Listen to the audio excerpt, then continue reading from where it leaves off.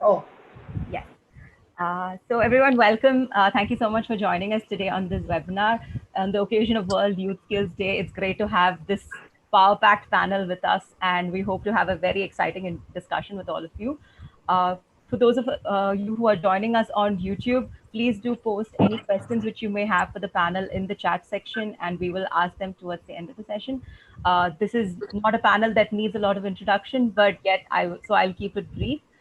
We have with us Aarti Mohan, the co-founder of Sattva Consulting. We have Dr. Ranjana Kumari, the director of CSR India.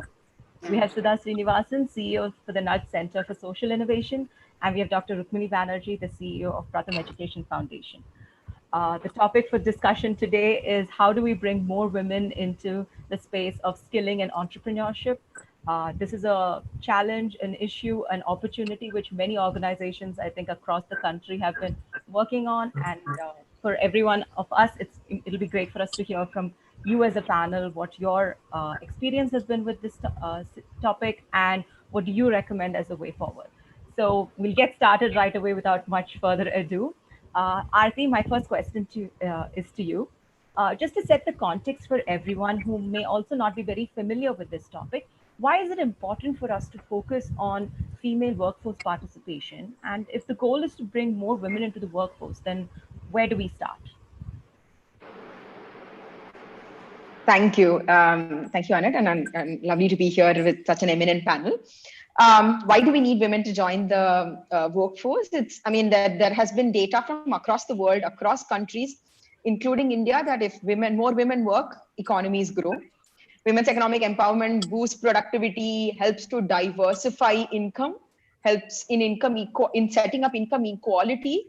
And this is in addition to so many other positive development outcomes. We also have evidence today that shows that when women earn incomes, the family and the community benefits because of just the kind of investment choices that they are able to make and give back to their family and community in terms of better choices in nutrition, health, better choices in education, and so on. And with the whole collectivization paradigm, which is also one of the very key aspects in terms of women's economic empowerment, the gender equality that is achieved due to the collective force of coming together is something that leads to also better outcomes in gender equality.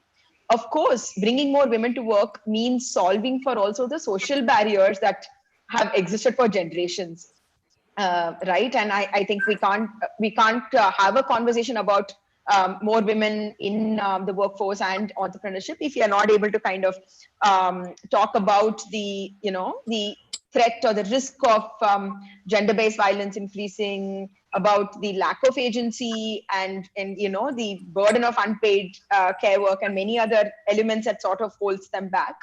But I think the opportunity for women to participate in the economy and through the different modalities is even more sharpened because of the COVID scenario that we are in. So I think that kind of and digital offers a huge opportunity to enable this process. So I hope that Yes, sets a good absolutely, context for us to go forward here. Absolutely, Aarti. Thank you so much. And since you brought up COVID as one of the points, Dr. Ranjana, my question to you then is the lockdown has affected our economy in many ways, but more specifically, what has been the impact on women? If you could share your insights about the same.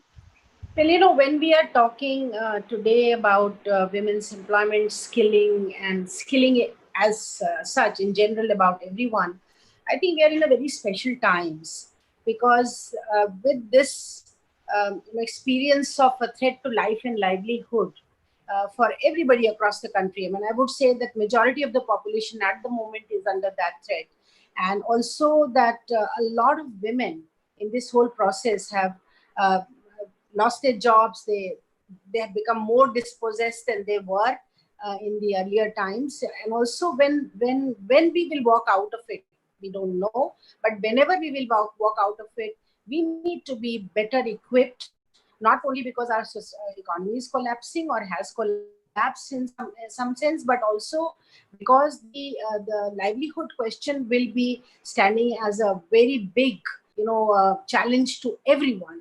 And when you think about skilling, I mean, I will become straight to the point that if you're thinking about skilling, then you are thinking about life and livelihood. You're thinking about giving people the kind of control over their own lives. They can do what they would be. Education is one thing that you learn, you have knowledge, you will develop analytical skills, but you will not be able to directly enter the employment market as it will look after when our economy starts growing. And second thing is that this whole challenge is also opening up opportunities for not only us but the whole country, the nation. Perhaps India is going to become choice destination for a lot of people to come and start their manufacturing here. A lot of big industries may move from other countries to here. I don't want to name any other country from where they will move in, but certainly India will create that environment.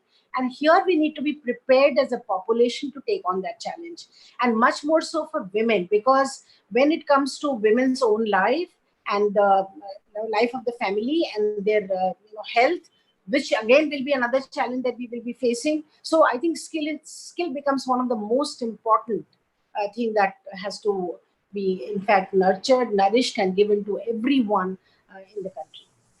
Thank you so much, Dr. Ranjana. So I think continuing with the theme about skilling, Sudha Nudge has done some great work around entrepreneurship and skilling.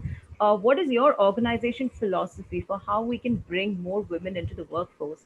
And what do you think are some important pieces other skilling organizations should also be keeping in mind? Right. So one has to look at the entire value chain of women and their participation in the workforce to come up with the right answers, right? The statistics show women's participation in the workforce has fallen in recent times. Right? It's now in the 17 to 20% as against the all-time high of 30-34%. Of course, one might argue there's a lot of error in the data in the sense of even what we have measured, but the fact remains that the participation has come down. One needs to go all the way upstream to why that is so. In the sectors that have done well, what is going right? In sectors where we're not doing as well, what are the reasons? It boils down to the lack of an end-to-end view, starting with late education all the way up to safe working environments, norms and policies around gender-sensitive policies around labor laws and things like that. Right? The entire spectrum needs to be covered. If you think of something like, say, women's safety in a city, I'm drawing an analogy here. We've typically thought in terms of not letting women go out at night. Right? That actually aggravates the problem. Think if the opposite were to be true. If a lot of women were to be out in the streets post 8 p.m., the city would be far more safer for women. Right? Similarly, in the workplace, in sectors that have not seen women participation, women have not gone into those sectors because there are too few women. If this chicken and egg were to be disrupted through affirmative action, through policies, and if we were to infuse gender-sensitive design into that space all the way from skilling programs, go beyond garment sector and beauty sector for women to other sectors like manufacturing, construction, wouldn't the world change for the better a lot more quicker, right? So we'll kind of bring in some of that thinking into the design of skilling programs. The other thing is to go beyond labor participation and start thinking in terms of financial inclusion of women in capital ownership, in capturing value, essentially, right? And becoming a strong force in that space. And I think that's why entrepreneurship in particular is a very important sector in which to nurture women's participation. And when that happens, the trickle down of more women in the workforce would be a lot quicker. So that's kind of how we've thought about it across our Center for Skill Development and what we're doing in nurturing entrepreneurship through the Center for Social Innovation. Thank you so much, Sudha. So then, Dr. Rukmini, my question to you is, Pratham has worked with women in different roles through our education programs and the skilling programs. how do we work towards bridging the employment gap for such a diverse population, which has such a rich history, which has different types of context from which they come? Get your thoughts, please. Yeah, I want to also pick up from what Ranjana said about, how can clearly get into the workforce, especially the external workforce, you need many characteristics. But I want to just refer back to the 2017 ASER survey that we did, which was focused on the age group of 14 to 18. And for us, it was a very new age group because we are largely working with elementary school children. So, feel we have a sense of issues and challenges and, things that we have progressed on up to the end of the compulsory stage of education, which is 14. And so if you look at this age group, 14 to 18, it's almost 100 million people. And actually, there is not very clear pathways of or directions of what should be done in that to really help to bridge the transition into life as well as into livelihoods. And I think that survey, gave us many insights. I'll just name a few here because I think those are important in linking this education and skilling kind of divide. One was that in the ASER surveys we've done for years before, we did not see major gender differences under the age of, say, 13 or so, particularly in terms of access to schooling or in the very simple things that we measure, which is reading and basic arithmetic. But we saw a very marked difference in the older age group getting wider as people get older. So bigger differences among the 17, 18-year-olds than between boys and girls than in the younger ones. So that was we know it, but I think seeing it in that form and why that should exist when there isn't that kind of a difference below was an important question. In that survey, we actually asked a bunch of things, but we had everyone do a set of very everyday tasks. So, how do you, and tasks that kids of that age are accustomed to be doing. So you go to a bookshop, you have to buy your textbooks and you have, 3 or 4 packages available. Which one will you choose? Which is better? You're going to go and buy a shirt or a piece of clothing, 30% off. How much will you pay? Things like this, which very, very everyday tasks. There as well, we noticed the overall level of computing it, both computing it correctly, but more important to me, the process by which you are computing it can be very complicated and can be straightforward. Picked straight out of whatever you learn, you're supposed to be learning in school, seemed to be difficult for many. And there as well, the girls were quite a bit behind. We had a bunch of questions about, of course, do you know how to go to an ATM? Have you ever taken money out from an ATM? Have you filled out a form online? Who has the smartphone? I think a bunch of things that we know where again, and this was a rural survey done, girls were significantly behind. And finally, I think this was across the board for both boys and girls. There were no role models. So everybody wanted to be a teacher or a doctor because or a very large number of girls wanted to join the forces. Mujhe police banna hai, mujhe sena mein jana hai. Because probably, and across, whether it was in Kerala or whether it was in Nagaland, because I think those are the kinds of occupations that you see. So, I'm not saying anything new, but I feel like if you don't integrate this thought that whatever you're doing in school is not just learning for going to college, which you may or may not ever go, but it is really learning for life. It's learning for livelihood. It's learning for your family. Because of the kids in our, of the kids who are in 8th standard today, many are the first generation of their families to reach 8th. So if you look at just a few more numbers, if you look at every age group in India, broadly, roughly, we are about 25 million. So if I look at 8th standard enrollment about 10 years ago or maybe 12 years ago, the enrollment in 8th standard taking all kinds of schools, whatever data is available in the government domain, it was about 11 or 12 million. And if you look at the latest 8th standard enrollment, again, available from DICE, that number is 22 or 23 million. So in the last 10 years, huge, of course, enrollment levels have been high, but the probability that when you enter first, you will get up to 8th is very, very high. And so for most families, this is the first generation that is reaching 8th. This is the first generation which will know how to get an Aadhaar card, how to apply for a job card, how to navigate, if I have to, go to such and such place, how do I? So to me, it's a very, very important generation, because you're the bridge to the opportunities that lie ahead. And to have girls significantly behind, despite having the 8 years of schooling, just like the boys have had, is a source of big worry. And therefore, coming back to what Ranjana said about how do we equip, how do we use this time right now, when many of these things which have been there are being very openly acknowledged.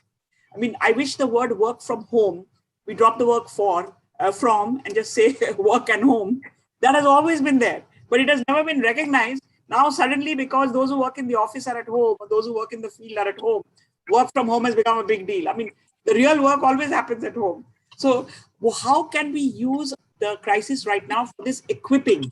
Because I think there is opportunity for equipping everyone, including women, particularly women, for this. How do you navigate a complicated information landscape? How do you navigate many other things? So I think these are linked, and I think we should think hard about the linkages. And to me, thinking about that age group, which is poised for many things, any investment we do in that age group is going to have, or not do, is going to have repercussions for many people. Thank you so much, Rukmini. I think that on that note, Dr. Ranjana, then my question to you is, in your experience with CSR India, what is missing right now from this whole conversation between CSR, NGOs, policymakers, and other stakeholders when it comes to bringing women into the space of entrepreneurship and skilling and education now? Well, that's a very good question, because at this stage in our life, having worked for so many years on the issues of policy and also grassroots, is connecting grassroots with policy issues. I think one thing which is really very seriously should be looked at is this connect between NGOs, policymakers. This whole lockdown has created a lockdown in the dialogue also. You will see very little that is happening between the policymakers and the real people who are working in civil society, who are really trying to reach out to communities, and especially women. There is a kind of distancing that is happening. Social distancing does not mean that we should go for all these kind of policy level, work level, and other kind of distancing. And this distancing has to be broken. We need to reach out. They need to reach out. They would mean the policymakers and the people who matter, who are the people who are driving the society and economy towards, out of this whole dangerous situation. The other thing which I would like to again go back again to skills, since I know that this discussion is focused on that, is that the whole idea that way we have addressed skill has to change. I think reset needs to be done, and envisioning has to be done, because what are we experiencing? Unpreparedness in terms of how to address each one of these issues through virtual space, or through online space, or through use of technology. So I think this whole e-learning, e-technology, e-learning technology intervention into our life, everything that is happening is virtual, everything which is happening online, everything which is happening. So I think in that sense, we need to really refocus our whole, because I'm seeing a lot of skilling institutions, are really at the moment feeling very helpless. They're not able to reach out. And also the kind of trainings that we have been doing need to be, unconventional sectors of training needs to be explored. Because fine, we do need a lot of conventional skills even now, and we will always need them. But what will help us to move ahead and to be on top of the table is unconventional skills. And but then look at the receptivity. And for example, you were asking about CSR India's work. For years and years, we have done skilling work. But recently, when we started doing, for example, training women security guards, first of all, we did not know how many difficulties are there in the sector itself as women guard. How many challenges are there when you really start after training? looking for employment opportunities, how many kinds of levels of barriers you have to cross. And also the whole barrier of people thinking that can women be security guards? Can we really employ them as security guards? Now, but then slowly and slowly, everybody got absorbed and employed. Similarly, when we are training the young women in skilling in as office assistant work, learning computers, learning to communication, learning, personality development, so many speaking, language itself is a huge challenge for a lot of our girls when they come from smaller city towns, rural areas. So I think it's very important that we start thinking differently. That's my emphasis at this level, is that envision the whole sector in a new way. Start technology all the way. We should start looking at more efficient use of online spaces and much more efficient use of training youngsters and especially women into data, all kinds of sector. I don't want to at the moment take your space and time for saying what sectors we should enter, but certainly it needs to be little bit look differently and start preparing children very young, especially girls, because it takes a lot of effort to break their barrier to enter into a more technology space. Lot of us keep saying, we don't know, my daughter will tell me, my son will tell me, all those kinds of things. So women need to be introduced to this sector in a very efficient manner and quickly. And that's where skilling needs to move. Thank you, Dr. Ranjana. I think this is, building on this point around technology and women, I think one of the startling data points which we came across in the past few years has been that when it comes to access to digital resources, women fall far behind. So just like a brief example we have noticed in the past few months is that when we work with our female students, we have to be very conscious about what time of the day we conduct a session versus for our male students, because there is not a lot of work which they may be engaged in. There's a lot more autonomy. They're able to connect with us at classes at any point of time. So building on this point around technology and the transition which we're seeing towards technology during this time, Aarti, could you illuminate us on what should we be doing to ensure that women don't fall behind in this transition towards a more digital India? Thanks, Annette. Yeah, please go ahead. Yes. So no, completely, right? Like, I mean, we've been working both in terms of looking at evidence, but also implementing programs that seek to, bring women into the entrepreneurship space or in terms of formal work. Because if you see, there is a huge high informalization of work today. Like the number of women that are engaged in the labor force, even if they are, like what Sudha said, is 17-20%, the large share of them are engaged informally and engaged in low paying and low quality jobs. Whereas the opportunity for those digital jobs is huge. We're talking 65 million jobs that are going to be connected, and most of them in the digital space. So what will it take for women to, be able to leverage the technology? I mean, and several programs like Internet Sati and so on have laid the foundation for that.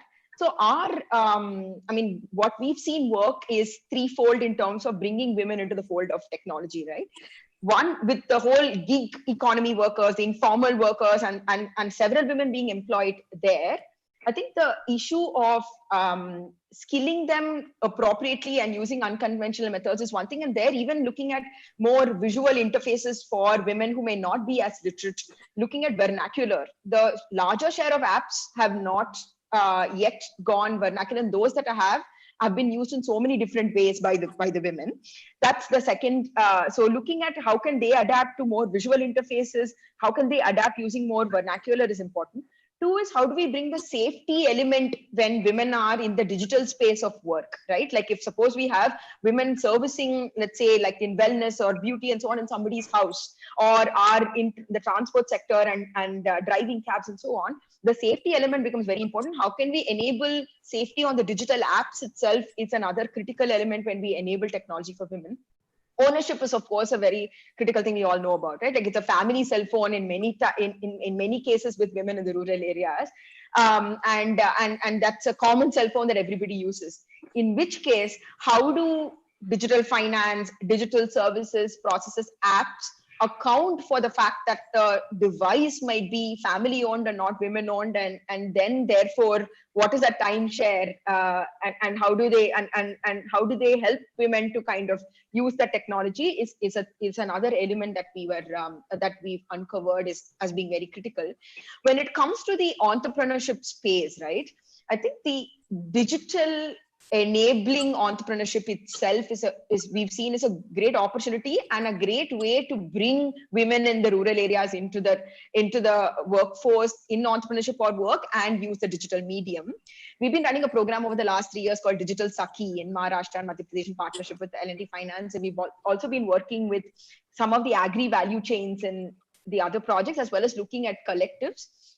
And a common element here is that wherever there are these sakhis that are able to, at the last mile, allow women to come into the fold, enable them to have awareness, how to do small things on digital in terms of payment or using the ATM and so on, have allowed for like a lot more adoption, because we know adoption is another huge issue, even if they have access, have allowed for increase in adoption. And therefore, we see that as being a very, very critical layer.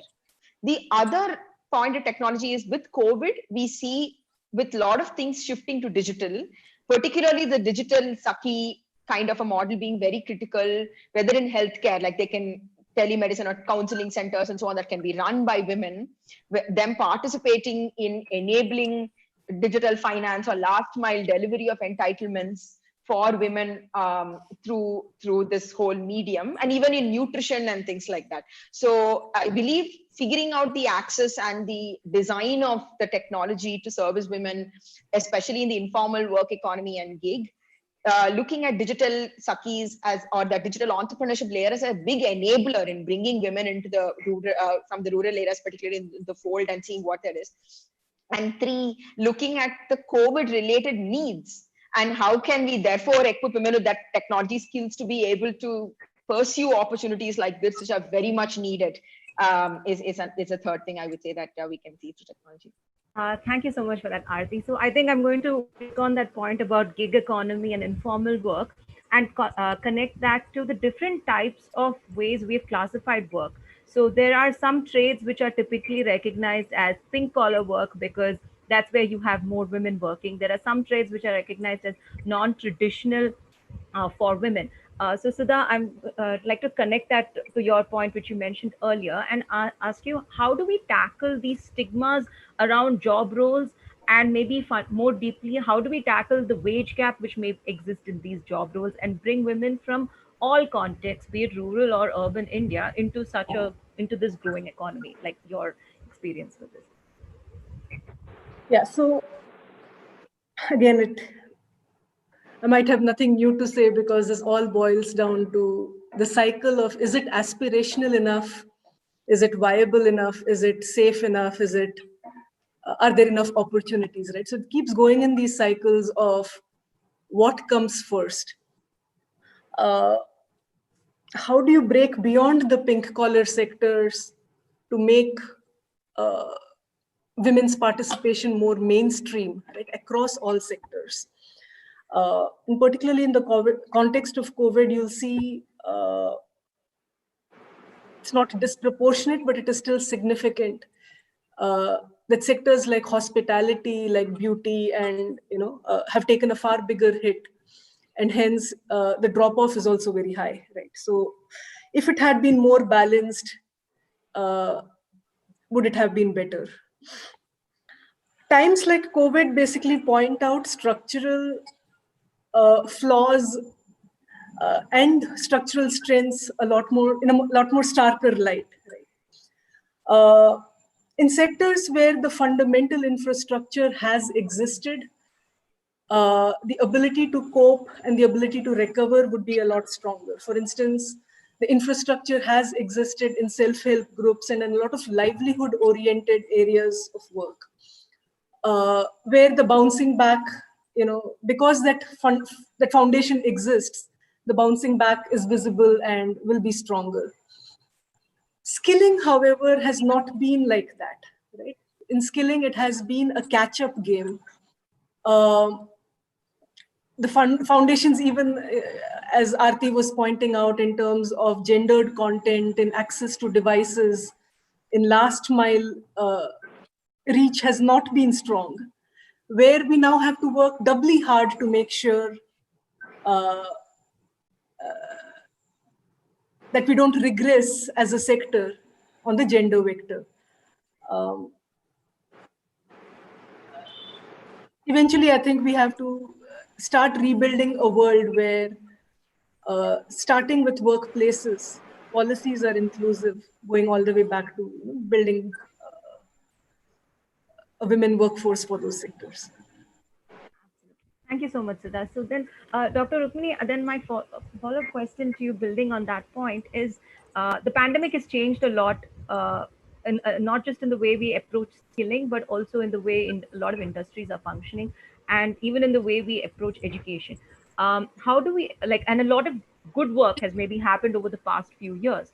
How do we ensure that despite the pandemic, we don't go backwards when it comes to in keeping women going forward? So, having watched too much TV in the lockdown, I'm going to do what people on TV do, not answer the question that you asked, but say something else. I want to pick up on a couple of things that were said, and I'll come back to Annette, what you're asking. I mean, even that terminology, look at this word pink collar. Firstly, Mahila collar pehnti nahi hai. Secondly, pink is, I don't know, coming from where. So we need some new terminologies also to say what it is that we are doing. Everybody is thinking of the forward. And I think one thing that we've learned during this period is that the technology that we are using most right now is actually the old technology, which hasn't gone away. Nokia phones or basic phones still exist. Radio still exists. So in this whole thinking about technology, we need to think sideways and maybe backwards as well as forwards. And so, how do we do that? There are also sectors which will still need human beings. Everything cannot become online, right? So I was thinking, for example, the other day that, I'm just giving you one example. You all, I'm sure, will know many more, that there are places where I think much more effective reorganization is needed. Now, look at the midday meals which are cooked in schools. Okay? Midday meal cooks in schools are always women.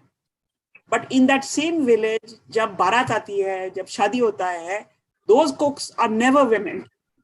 Now, what is it about the cooking for the, good profit that brings men in? And why can't these women who are cooking for 200 kids, 100 kids on a daily basis with very little resources and still able to make tasty food? There has hardly ever been a way in which you can use the midday meal program as a way to beef. I mean, there may have been, I just don't know, to beef up the ability of these women to be entrepreneurs. They're never alone. There are a couple of women together to be able to access the other food preparation lucrative economy, which continues even in bad times. Another example I want to give, which is, again, has nothing to do with technology, but has to do a lot with signaling of what you want women to do. 10 years ago, I'm from Bihar, and so the example is from Bihar. Nitish Kumar gave cycles to girls who went to 10th. I think that one move has changed the generation of girls a lot. Now, the cycles were ostensibly given to go to high school, but the girls go everywhere. And even if the girls go to meet the boyfriend in another village, I think is, really is serving that cause.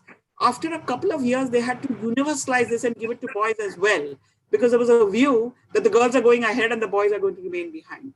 So I don't know. There are many states going to elections, and I don't think politicians listen to webinars. But if they do, I would say, give us a phone to every girl who's in 8th right now. Because I think that they are not expensive things, but the ownership of a device like this, just like it did with the cycle 10 years ago, can unleash many different kinds of things and empower someone. Because having your own, the phone is never owned by the family. The phone is owned by the man in the family. And, and think about us. You don't want to share your phone with anyone, even with your spouse or your child. You don't want it. Your phone is your phone. It's the most personal thing that people have these days. I don't mind sharing my sari. I don't want to share my phone. Okay. So I think having ownership of a device will enable lots of people to do lots of things. It's not an expensive thing.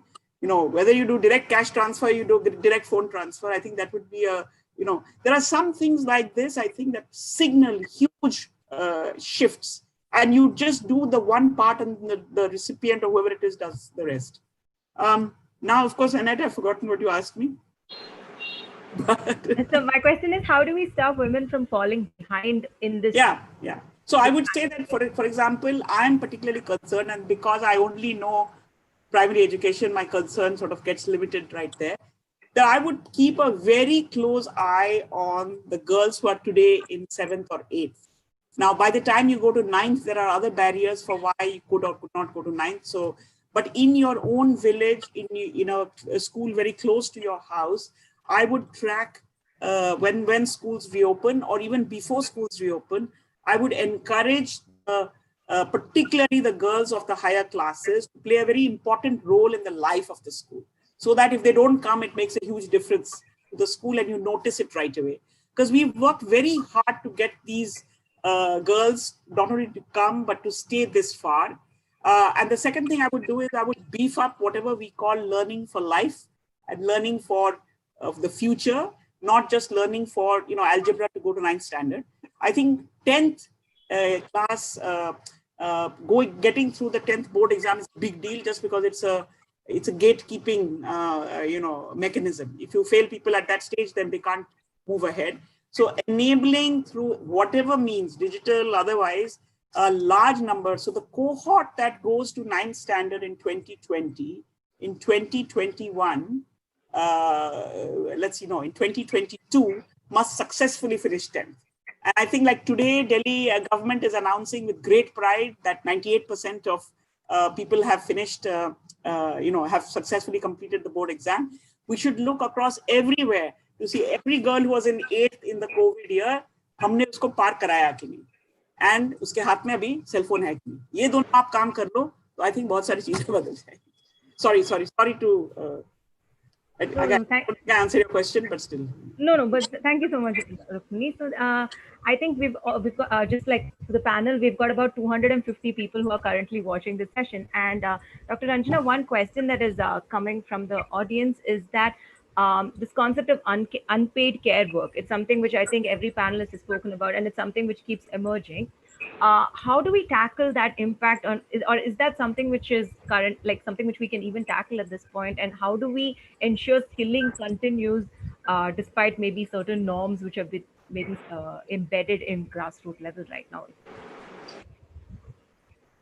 Okay, one shift and reset I'm seeing is that unpaid homework or unpaid care work is now should become responsibility of every human being who's living within the household premises, where within the four walls of the home, everybody is equally should be and ought to be involved in the homework. So it doesn't remain really unpaid work for just women, but it also becomes work for everyone. So I think that's again another shift that I'm looking for in our own understanding, that if we keep emphasizing unpaid homework and putting the burden of that, or because women do that, so we are not putting the burden on women, but just asking for unpaid work would be what? Asking for more pay for that work, or asking for everyone else to pitch in and share that space and do that work, so that it remains a responsibility and it's a kind of care work for everyone. So that's something which we need to be looking at in terms of our future. Now in the age or digital age, again, I'm going back to my point. I think this one very good point was made just now about giving mobile or giving smartphones, giving the phones which are, if you do transfer, for example, direct, benefit giving to rural people, then you do need that technology by which they can fill those forms, they can receive their money, they know that the bank has received the money, whatever. I mean, that communication, channel has to be built. But again, in the digital world, you have to look at skills which women will. How many women really are thinking of artificial intelligence or VR technology? Or, how many of us are even very educated, very smart people in urban areas? How many women are choosing those sectors? Are we preparing them to go for that? That is the future. That is where we will have to move in. If we will not do all that now, and we will, we just get stuck with whatever happening at the moment to us, we will never be, again we will be, as we say, we respond, we don't really, or we react. We are not proactive, we are not really moving in the space from where we have certain controls in our hands. So if we have those skills, we will have the controls, and we will be able to do that. We are thinking about rural population and thinking, no, we still have to, they have to catch up in terms of education. Certainly they have to catch up in terms of education.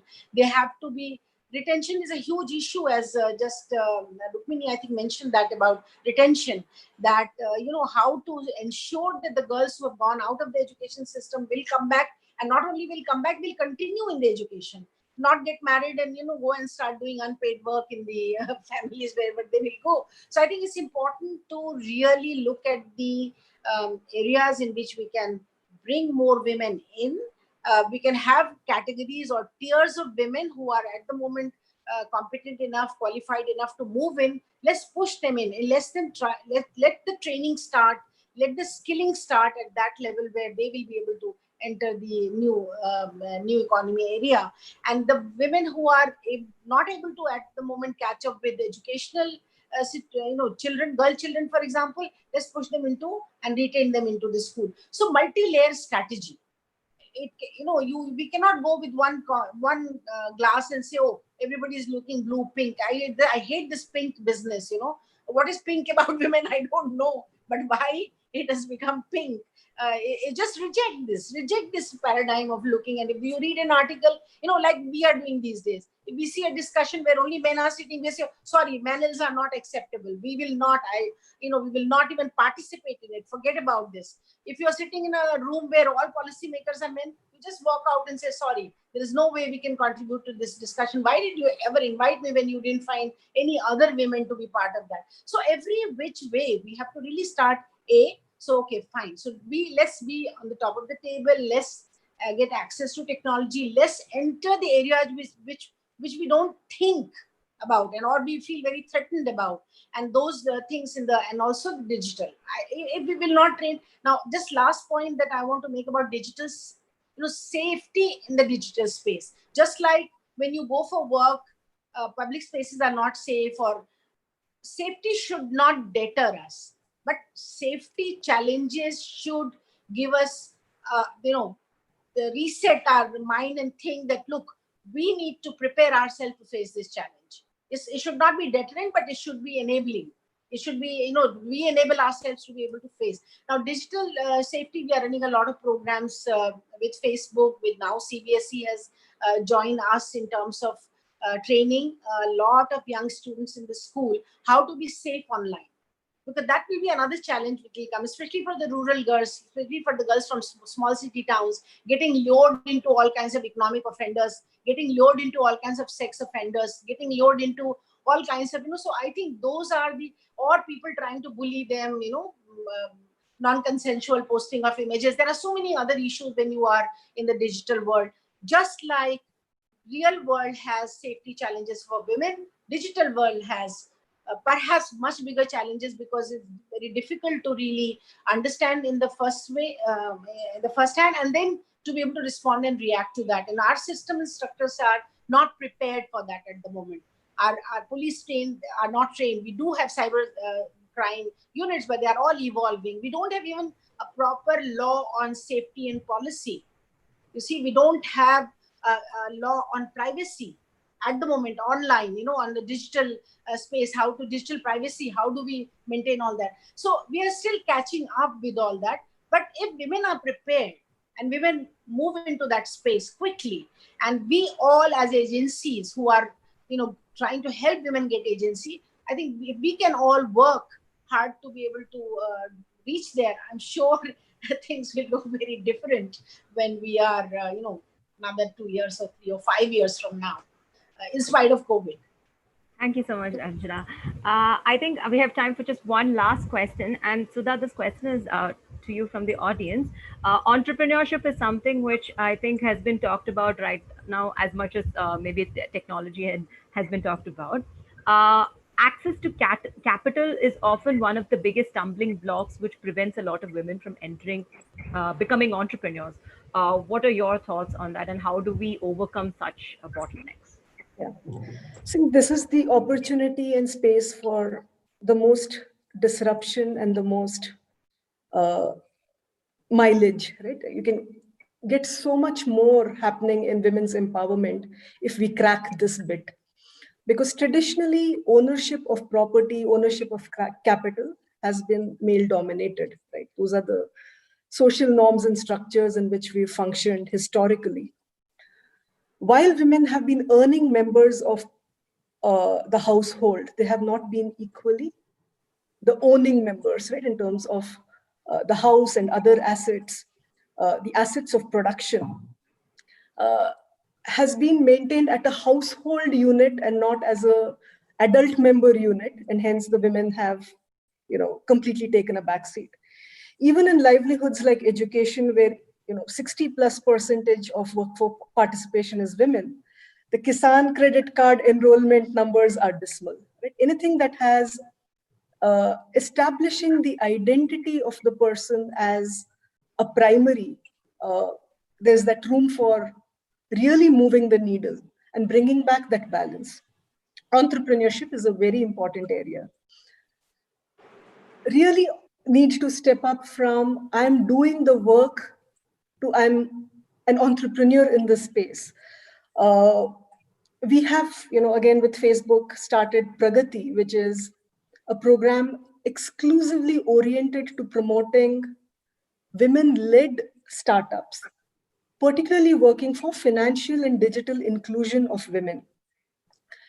If we crack this space, I think the conversations in gender could change very rapidly, because women-owned businesses will have gendered policies, make workplaces safer, improve economic